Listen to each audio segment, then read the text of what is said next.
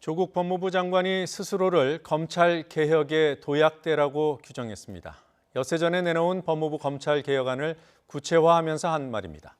정부 차원에서도 이런 입장에 힘을 실어주고 있습니다. 특수부를 줄이고 명칭을 바꾸는 개혁안은 당장 내일 국무회의에서 의결해 시행하기로 했습니다. 조 장관 일가 의혹을 수사하는 검찰은 재판을 앞둔 정경심 동양대 교수를 5번째로 소환해 조사하고 있습니다. 취재기자 연결해서 알아보죠. 박석영 기자. 네, 서울중앙지검입니다. 네, 1차 개혁안 발표된 지 엿새 만에 2차 개혁안 내놨습니다. 내용이 구체화된 겁니까? 네, 조 장관은 오늘 오전 정부 과천청사에서 2차 검찰개혁 방안을 발표했는데요. 예상했던 대로 특수부 축소와 명칭 변경을 중심으로 한 내용이 핵심입니다. 먼저 조 장관의 말부터 직접 들어보시죠. 공수처 도입, 검경수사권 조정 입법을 위해서 할 수 있는 모든 일을 다하겠습니다. 저는 검찰개혁의 도약대가 되겠습니다. 이번만큼은 저를 딛고 검찰개혁이 확실히 성공할 수 있도록 국민들께서 끝까지 지켜봐 주시길 바랍니다. 발표에서 조 장관은 46년 동안 이어져 온 특별수사부의 명칭을 반부패 수사부로 바꾼다고 했습니다. 또 반부패 수사부는 서울중앙지검과 대구, 광주지검 3곳에만 두기로 했습니다. 나머지 수원, 인천, 부산, 대전지검 특수부는 형사부로 전환해 형사부를 강화하겠다고 했습니다. 반부패부의 업무는 검사장 지정 사건이 아닌 공무원 직무 관련 범죄와 중요기업 범죄 수사 등으로 구체화합니다.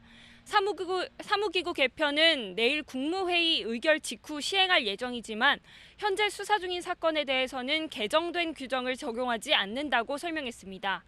또 인권보호 수사규칙을 제정해 장시간 조사나 심야 조사를 제한하고 부당한 별건 수사 금지, 출석 조사 최소화 등을 추진하기로 했습니다. 공개 소환 전면 폐지와 전문 공보관 제도 도입 등 대검찰청 의견을 반영해 피의 사실 공표 금지 방안을 이번 달 안에 확정하겠다고 했습니다. 이와 함께 법무부 감찰 규정도 검찰 공무원 비위가 발생하면 보고하는 의무를 신설하고 1차 감찰 사유를 확대하는 내용으로 이번 달 안에 완성하겠다고 했습니다. 네, 검찰이 정경심 교수를 또 불러서 조사하고 있다고 들었습니다. 언제 출석했습니까? 네, 검찰은 오늘 오전 9시 반부터 부인 정경심 교수를 불러 조사하고 있습니다. 앞서 정 교수는 이미 4차례 검찰 조사를 받았습니다.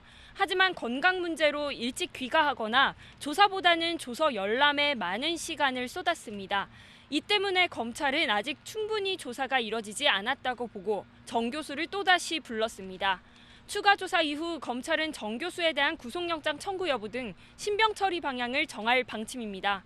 검찰은 법원이 한 차례 기각한 조 장관 동생의 구속영장도 다시 청구하기 위해 추가 혐의 등에 대한 보강 수사를 이어가고 있습니다.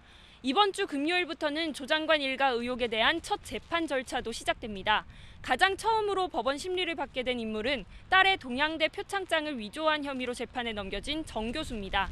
피고인 출석 의무가 없어 정 교수가 직접 나오진 않을 것으로 보입니다. 정 교수 측은 검찰의 사건 기록 열람 복사 거부로 충분히 준비되지 않았다며 기일을 늦춰달라고 요청해왔습니다. 아직 날짜가 바뀌지는 않았는데 재판부가 정 교수 측 요청을 받아들이면 연기될 수도 있습니다. 이와 함께 사모펀드 의혹 주요 인물인 오촌 조카 조범동 씨의 첫 공판 준비 기일도 오는 25일 열립니다. 본격 법정 공방을 앞두고 검찰은 사문서 위조나 사모펀드는 물론 웅동학원과 증거인멸의 의혹 등을 파헤치는데 전력을 다하고 있습니다. 지금까지 서울중앙지검에서 YTN 박석영입니다.